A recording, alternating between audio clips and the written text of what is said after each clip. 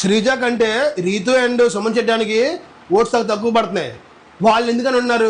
ఓట్లు పడే వాళ్ళు బయటికి వెళ్ళిపోతున్నారు, ఆడేవాళ్ళు బయటికి వెళ్ళిపోతున్నారు, ఆడిన వాళ్ళు ఎందుకు లోపల ఉన్నారు? ఈ బిగ్ బాస్ టీం గమనించాలి. నాకు అనిపిస్తున్న వరకు 90% శ్రీజ రీఎంట్రీ ఉంటుంది. ఉండకపోతే జనానికి నమ్మకం పోయింది. ఆల్రెడీ 70% పోయింది.